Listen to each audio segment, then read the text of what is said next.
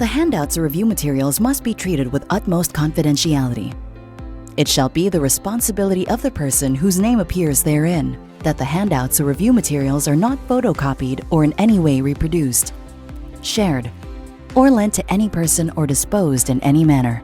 Any handouts or review materials found in the possession of another person whose name does not appear therein shall be prima facie evidence of violation of RA 8293. Top-notch review materials are updated every 6 months based on the current trends and feedback. Please buy all recommended review books and other materials. Now let's go to the neck, starting with the hyoid bone. So the hyoid bone is the only bone that does not articulate with another bone. It's U-shaped and it consists of paired lesser horns laterally. So ito yung lesser horns, itong dalawa.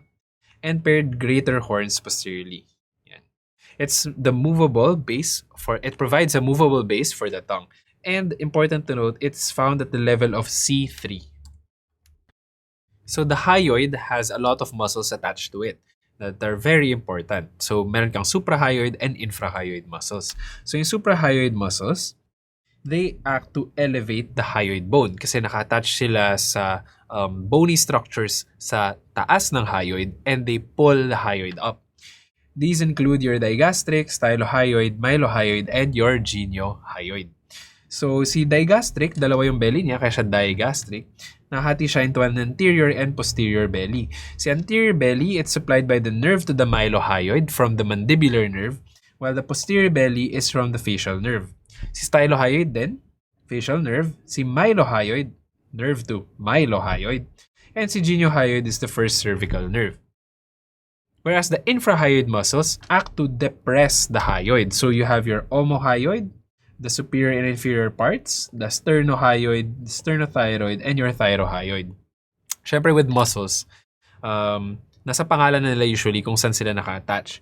So specifically for your sternothyroid, you would notice na nag-originate siya sa sternum sa sternum and mag-attach siya to the thyroid cartilage. So, hindi siya nakadikit actually sa hyoid. Pero counted siya sa infrahyoid muscle. So, dahil hindi siya nakadikit sa hyoid, hindi niya actually dinedepress yung hyoid. It actually depresses the larynx. So for your omohyoid, sternohyoid, and sternothyroid, they're supplied by the ansa cervicalis, which are branches which come from your C1, C2, and C3 nerves. While for the thyrohyoid, it's just the first cervical nerve. And remember, si thyrohyoid, dahil nakadikit siya sa thyroid cartilage and sa hyoid, it actually depresses the hyoid while elevating the larynx.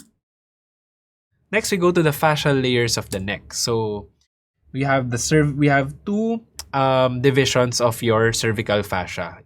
The superficial cervical fascia and the deep cervical fascia. So, itong gray na to, ito yung superficial. And the rest, yung nakalagay dito sa loob na to, that's your deep cervical fascia. So, lahat ng nakikita natin dito, part na yan ng deep. So, your superficial cervical fascia encloses the platysma. And again, the platysma, yung itong muscle na to, supplied by the facial nerve. Next, we go to your deep cervical fascia. First is the superficial layer of the deep cervical fascia. It's also known as your investing or enveloping layer. It splits. Kung makikita natin dito, itong red na to. It splits to enclose your sternocleidomastoid and your trapezius. It also encloses your submandibular and parotid glands. So let's talk about the sternocleidomastoid and trapezius. So first, the sternocleidomastoid. The sternocleidomastoid actually has a lot of important relations. Its anterior border covers the carotid arteries, the internal jugular vein, and deep cervical lymph nodes, while its posterior border is related to the cervical plexus of nerves, the phrenic nerve, and the upper part of the brachial plexus. Its action is to rotate the head to the opposite side and also neck flexion. So sternocleido, so yung origin niya is the sternum and the clavicle, and it's attached to the mastoid. So kunwari, itong side na to, kapag nag-contract yung sternocleidomastoid sa left, syempre ipupull niya towards pababa and papunta sa opposite direction. So head rotation and neck flexion. Lalo na kapag neck flexion, kapag both nag-contract. Neck flexion. Next, your trapezius. It's a large triangular paired muscle on the posterior aspect of the neck and thorax. So, hindi lang siya sa neck, pati sa thorax. And it acts on the scapula. So, the upper part of the trapezius elevates and upwardly rotates the scapula. The middle part adducts the scapula, while the lower part depresses and rotates the scapula. Remember that both the sternocleidomastoid and trapezius are innervated by your spinal accessory nerve.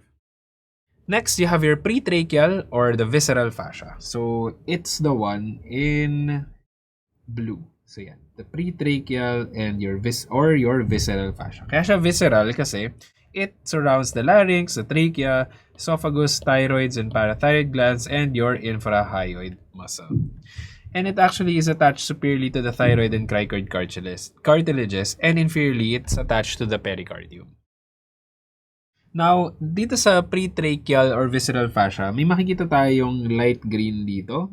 That's your bucopharyngeal fascia, and it's the posterior part of your pretracheal fascia, which is important later when we discuss some of the potential spaces in the neck.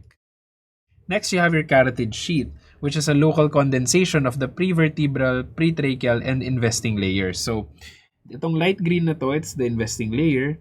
Itong blue, it's your prevertebral. At itong purple, it's your pretracheal or your visceral. So, kapag dumikit tong mga to sa isa't isa, nagko-condense sila, and it forms the carotid sheath. So, the arrangement of the structures inside the carotid sheath are laterally, you can see the internal jugular vein. Medially, your common carotid or your internal carotid, depende sa level. And posteriorly, it's the vagus nerve. So, lateral, IJV. Medial, it's your artery. And posterior, it's your vagus nerve. Next, you have your prevertebral fascia, which is found behind the pharynx and esophagus. So, ito yung esophagus. Now, the prevertebral fascia is in front of the prevertebral muscles and the vertebral column. And it also forms the fascial floor of the posterior triangle. Yung posterior triangle, mag-discuss natin later, it's posterior to the sternocleidomastoid. So, ito siyang part na to. So, it forms the floor. So, itong part na to. Yan. And it actually extends laterally over the first rib into the axilla to form the axillary sheath. So, kapag lumabas yung brachial plexus from the vertebral column, ang mangyayari dyan is dadalhin niya yung prevertebral fascia papunta sa axilla. Another important thing to note is the alar fascia. So, yung alar fascia, it's this subdivision of the prevertebral fascia anterior to the vertebral column. Kaya siya important ay dahil dito sa spaces na madidiscuss natin. You have potential spaces in the neck that provide a route of spread for infections. First, you have your retropharyngeal space, which is between the bucopharyngeal fascia, itong light green, and the alar fascia, itong nakaseparate na subdivision ng prevertebral fascia. This one extends from the skull base to the superior mediastinum. So, any infection pwede mag-spread papunta hanggang superior mediastinum. Next, you have your danger space. So, the danger space is the one between the alar fascia and the prevertebral fascia. So, ito yung danger space. And this one extends from the skull base hanggang sa posterior mediastinum. So, mas mahaba yung, mas mahaba yung length ng danger space. Another important space is the suprasternal space of Burns over here, which actually contains the heads of your sternocleidomastoids, the jugular venous arch, and the interclavicular ligament. Clinical correlation, torticollis. It's caused by contraction or shortening of the sternocleidomastoid. So, dito sa picture na to, alin kaya yung sternocleidomastoid na affected? It's this one. So, contracted to, so napupull yung head towards the opposite side. And it's due to injury to the sternocleidomastoid or cranial nerve 11. Now let's go to the neck triangles. So the boundaries of the neck triangles are, you have the anterior triangle and posterior triangle. So for the anterior triangle, you have the anterior border of the sternocleidomastoid posteriorly, the anterior midline of the neck anteriorly, and superiorly, you have the inferior border of the mandible. For the posterior triangle, you have the posterior border of the sternocleidomastoid anteriorly, the anterior border of the trapezius posteriorly, and the superior border of the clavicle inferiorly. Now, the posterior triangle and anterior triangle are further subdivided into smaller triangles. So the anterior triangle is divided into the digastric triangle, which is also known as your submandibular triangle kasi nasa loob siya ng digastric. You have your submental triangle, you have your carotid triangle, and your muscular triangle. So posterior triangle naman, it's divided into your occipital triangle and your supraclavicular triangle.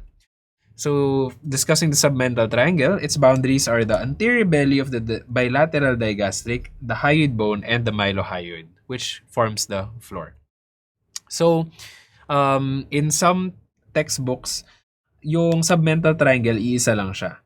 So, hindi siya divided by the anterior midline of the neck. So, kaya siya bounded by the bilateral anterior belly of the digastric. And inferiorly, it's the hyoid bone. It contains your submental lymph nodes and submental vessels. For the digastric triangle, it's also known as your submandibular triangle. It's bounded by the anterior and posterior bellies of the digastric, the inferior border of the mandible, and floor din niya yung mylohyoid muscle. So siya naman, it contains your submandibular glands and submandibular lymph nodes. For the carotid triangle, its boundaries are the superior belly of the omohyoid, over here, anteriorly, the posterior belly of the digastric superiorly, and the anterior border of the sternocleidomastoid posteriorly.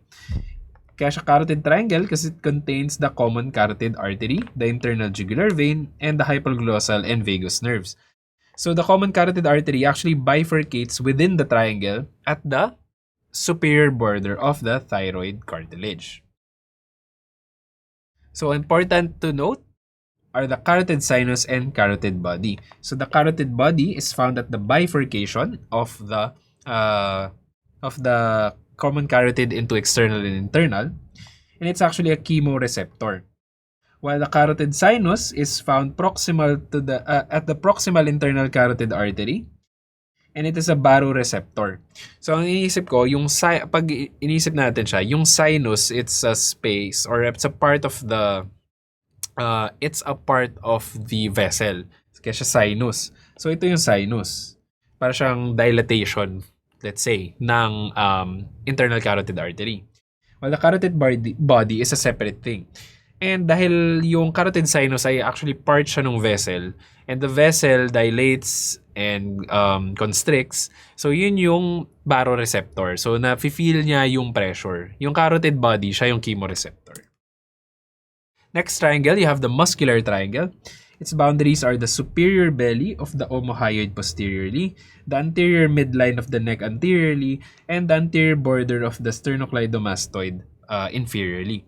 And it contains your infrahyoid muscles. Ano ulit ito? You have your omohyoid, sternothyroid, sternohyoid, and your thyrohyoid. It also contains your thyroid gland and your parathyroid glands. Kaya siya muscular triangle, infrahyoid muscles. Now to the posterior triangle, first you have your occipital triangle, bounded anteriorly by the posterior border of the sternocleidomastoid, posteriorly by the anterior border of the trapezius, and inferiorly by the inferior belly of the omohyoid. It actually contains the occipital artery, which can be found at its apex, and it's crossed over by the spinal accessory nerve. Other contents of the posterior triangle, actually a lot of it are nerves. So kasama dyan yung 3 trunks of the brachial plexus, the 4 cutaneous branches of the cervical plexus, which are the lesser occipital, great auricular, transverse cervical, and supraclavicular, which provide sensory innervation to the skin, and your spinal accessory nerve. So important, spinal accessory nerve. Meron din siyang arteries like your subclavian artery, the third part, your suprascapular artery, the transverse cervical, and the occipital artery. You also have a few veins, the subclavian vein, the external jugular vein, and for the muscle is the inferior belly of the omohyoid. Now, let's discuss the cervical lymph nodes. So for the cervical lymph nodes, it can be divided into superficial and deep cervical lymph nodes. So for your superficial cervical lymph nodes, you have your submental, submandibular, occipital, anterior cervical, and superficial cervical. And they lie actually above the investing layer of the deep cervical fascia. So It's between the superficial and the deep cervical fascia. They lie along the external jugular vein in the posterior triangle and along the anterior jugular vein in the anterior triangle. And they drain into the deep cervical node. So from superficial, pupunta siya dun sa deep. And now the deep cervical lymph nodes can be further divided actually into superior deep and inferior deep. The superior deep lie along the internal jugular vein in the carotid triangle, while the inferior deep lie on the internal jugular vein near the subclavian vein. And these now empty into the thoracic duct on the left and the right lymphatic duct on the right. You can also subdivide your cervical lymph nodes into levels that correspond to the triangles. So your level 1A is your submental nodes, so sa submental triangle. 1B is your submandibular, sa submandibular or digastric triangle. Si level 2, it's bounded anteriorly by the posterior belly of the digastric and the posterior border of the sternocleidomastoid and the hyoid bone. So yan si 2. Si 3 naman, it's between the hyoid bone, and the cricoid. So it's level 3. And you can see it is beneath the sternocleidomastoid. Si level 4 naman, it's between the cricoid and the clavicle. And the sternocleidomastoid can be found superficially. Si level 5, yan yung nasa posterior triangle. So si level 5A yung nasa occipital, si 5B yung nasa supraclavicular. We also have level 6. So level 6, it's between the hyoid and the suprasternal notch, and it's bounded by the strap muscles laterally. And for level 7, na hindi nakita sa picture, nandito siya sa baba, it has a suprasternal notch superiorly. Now let's discuss the root of the neck. It's important because of the relations at this level.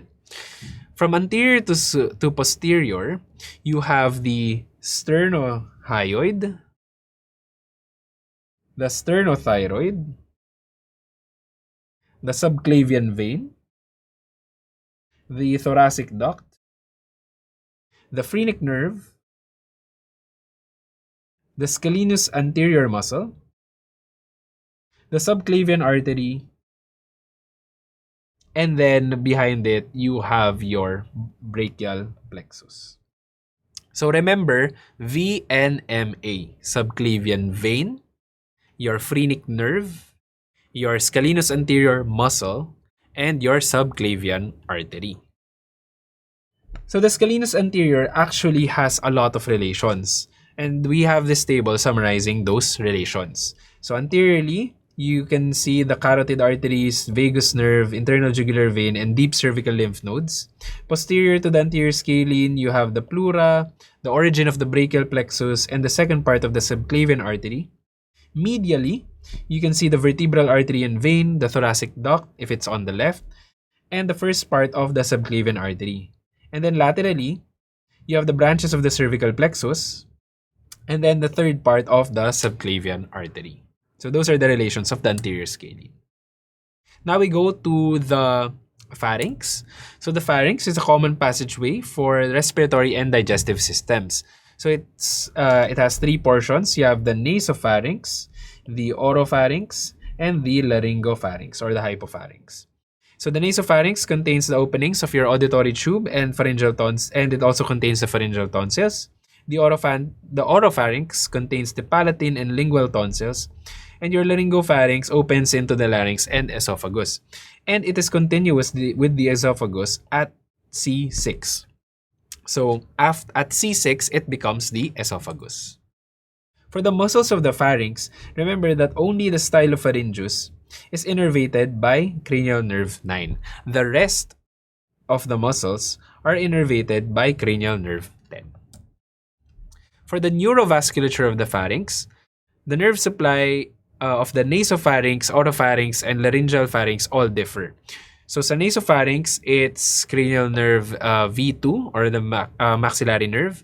Si oropharynx, it's the glossopharyngeal nerve. And si laryngeal pharynx, it's your vagus nerve.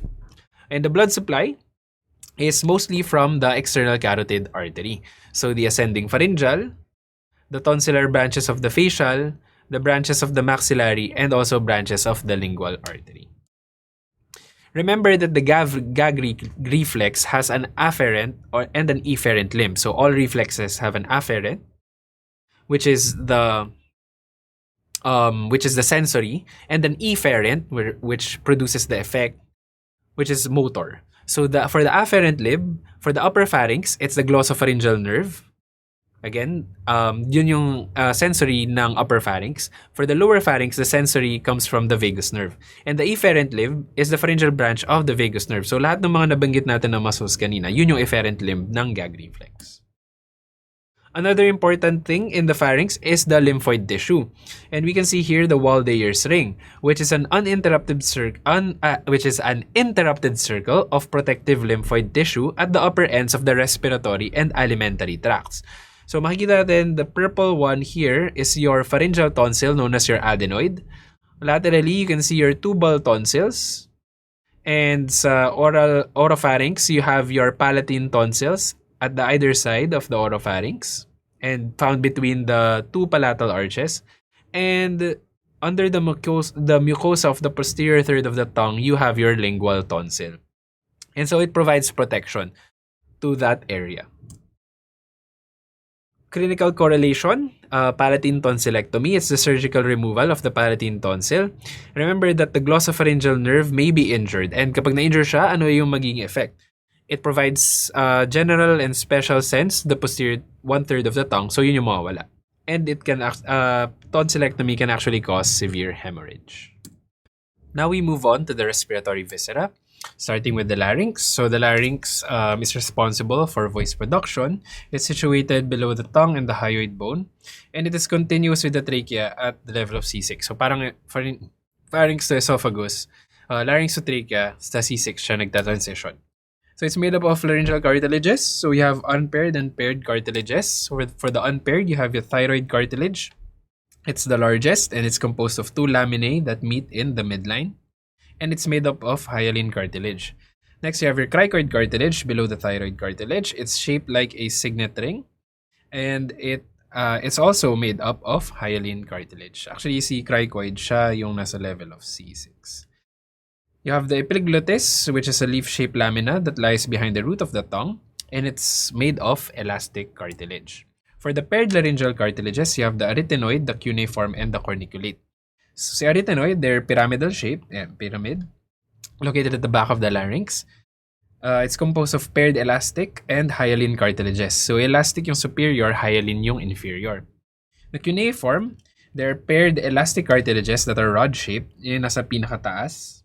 And then your corniculate cartilage is conical-shaped and paired elastic, and they're also elastic. So you also have the laryngeal membranes and ligaments. So first is the thyrohyoid membrane, which connects the upper margin of the thyroid cartilage to the hyoid bone. And the midline is thickened to form the thyrohyoid ligament. You also have the quadrangular membrane, which extends between the epiglottis and the arytenoid cartilages. So this is the quadrangular membrane.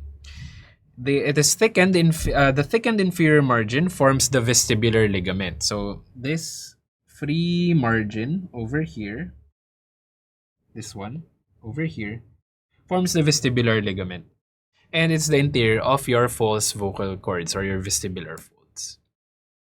Next, you have your cricothyroid ligament. So its lower margin is attached to the upper border of the cricoid cartilage, and the superior margin ascends on the medial surface of the thyroid cartilage. So, ito yung lower margin niya. Ito yung cricoid cartilage. And it ascends on the medial surface of the thyroid. So, paloob. And itong cricothyroid ligament, this is the one that forms the vocal ligament on each side. And it is the interior of the vocal cords. So, for the laryngeal folds, again, we have your vestibular and vocal. So the vestibular fold is fixed while the vocal fold is mobile, and because it is the one that is concerned with voice production. Yung loob ng vestibular fold is the vestibular ligament, while yung loob ng vocal fold, it's your vocal ligament. The vestibular fold is vascular, so it's pink, while the vocal fold is avascular, so it's white. So the divisions of the larynx include the vestibule, the ventricle, and the infraglottic space. So the vestibule is between the laryngeal inlet and the vestibular folds. The ventricle is between the vestibular and vocal folds, while the infraglottic space is between the vocal folds and the lower border of the cricoid. For the laryngeal muscles, we have the cricothyroid, thyroarytenoid, posterior cricoarytenoid, and lateral cricoarytenoid. Yung pictures, pinapakita dyan kung ano yung action ng muscle na yun and their effects on the vocal cords. So the cricothyroid tenses the vocal cords by pulling forward the thyroid cartilage. So nagtatense siya. The posterior cricoarytenoid, it rotates the arytenoids in such a way that they pull away the vocal cords. Kaya abduct. So PAB. Posterior abducts. The lateral cricoarytenoid rotates the arytenoids in such a way that they bring together the vocal cords. So they adduct. So LAD. So PAB LAD. Then the thyroarytenoid, it relaxes the vocal cords by sort of compressing this area.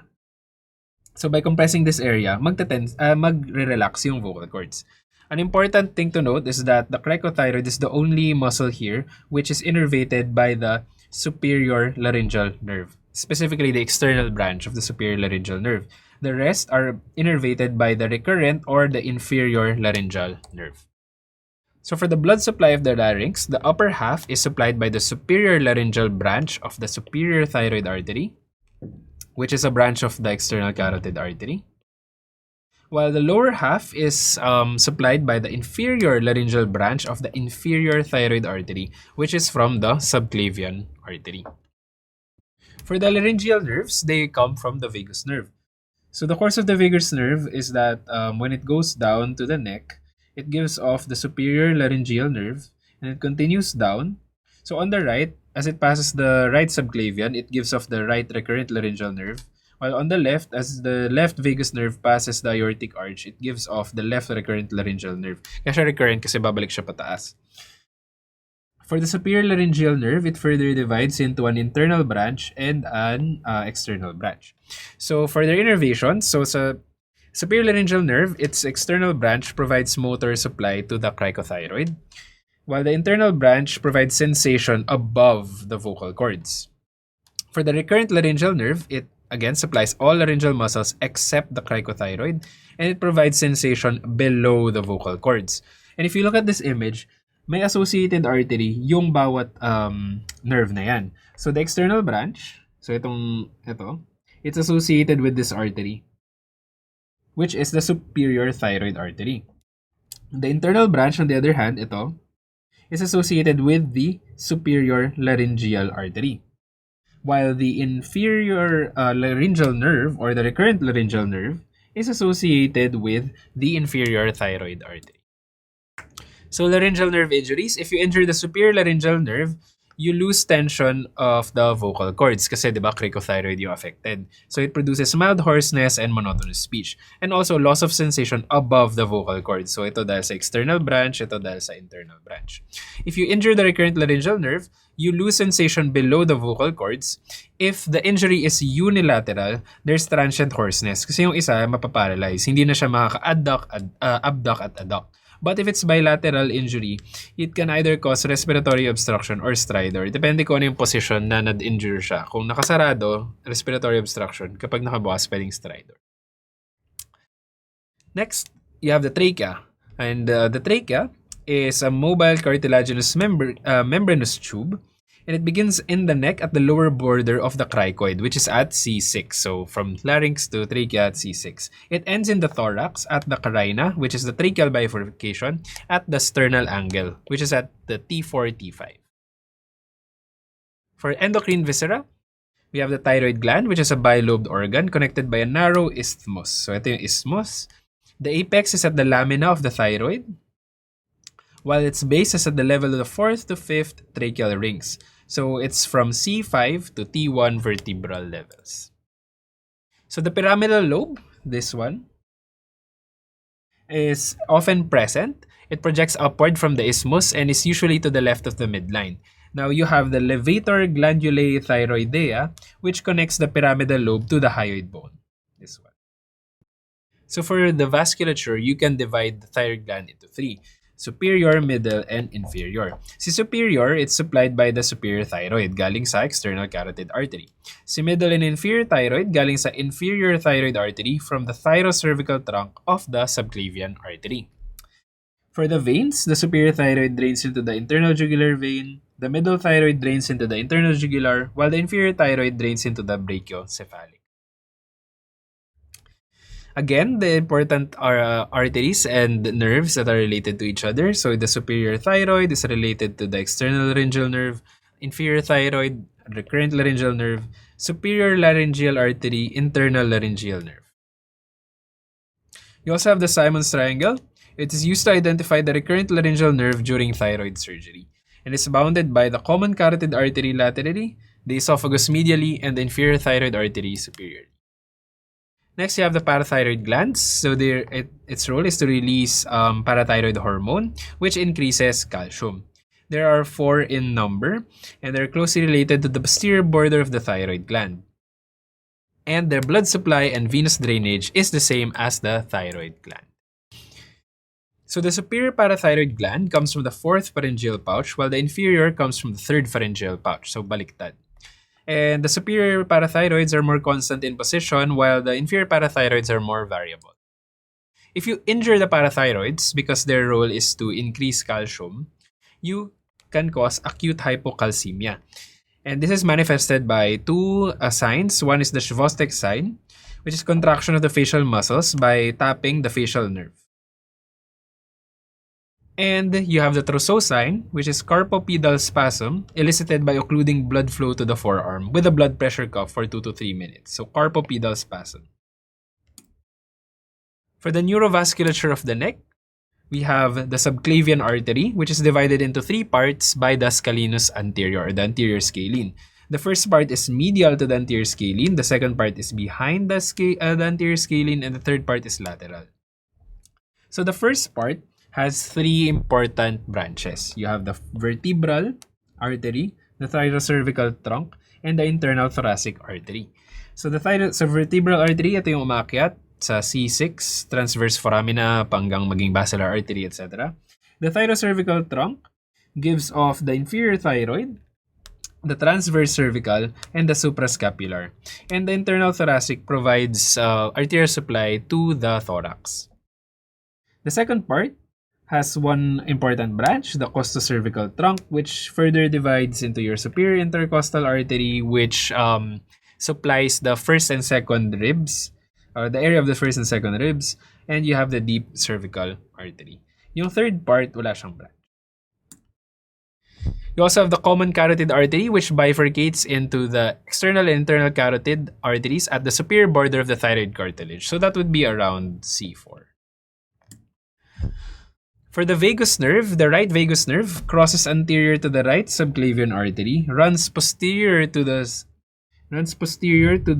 superior vena cava, and descends at the right surface of the trachea, then posterior to the right main bronchus. It gives rise to the recurrent laryngeal nerve, which hooks around the subclavian over here and ascends through the superior mediastinum in a groove between the trachea and the esophagus. For the left vagus nerve, it enters the thorax between the left common carotid and subclavian arteries and behind the left brachiocephalic vein and descends on the arch of the aorta. So, nandito siya.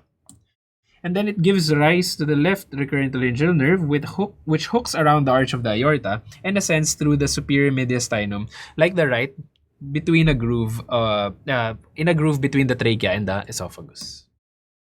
For the cervical plexus, it's formed by the anterior rami of the first 4 cervical nerves, and it's covered by the prevertebral layer of deep cervical fascia, and it's related to the internal jugular vein. You have 3 branches, the cutaneous, muscular branches, and the phrenic nerve. So for the cutaneous branches, you have the lesser occipital, the greater auricular, the transverse cutaneous, and supraclavicular. So they supply these areas, the skin of these areas. For the muscular branches, your C2 and C3 provide innervation to the prevertebral muscles and proprioception to the SCM. Your C2 and C4 provide innervation to the levator scapulae and proprioception to the trapezius. And most importantly, you have the ansa cervicalis, which is a union of the hypoglossal and C1 nerves combined with the descending cervical branches of C2 and C3. And these again supply the omohyoid, the sternohyoid, and the sternothyroid. Lastly, you have the phrenic nerve, which is, remember, the only motor nerve supply to the diaphragm. It arises from C3, C4, and C5. And like we discussed with the root of the neck, its relations are posteriorly, you have the subclavian artery and the anterior scalene. Anteriorly, you have the subclavian vein. And laterally, it's the common carotid artery. So for the course of the phrenic nerve, it enters the thorax by passing deep to the subclavian and superficial to the subclavian artery, diba? VNMA. It runs anterior to the root of the lung and is accompanied by your pericardiophenic vessels. If you injure the phrenic nerve, since it's the only motor nerve to the diaphragm, you paralyze half of the diaphragm. So the paralyzed half relaxes and is pushed up into the thorax, so the ipsilateral lower lobe of the lung will collapse. So kung ito yung diaphragm, tapos ito yung lungs, kapag na-injure mo kunwari itong area na to, mapupush up siya. Kasi di ba ang action ng diaphragm is to contract, magde-descend siya. So mapupush up tong part na to, and so magko-collapse yung lower lobe. So referred pain of the phrenic nerve, if you have an inflamed gallbladder, the pain is referred to the C4 nerve distribution, which is to the right shoulder tip via the supraclavicular nerves. And that's it for the neck.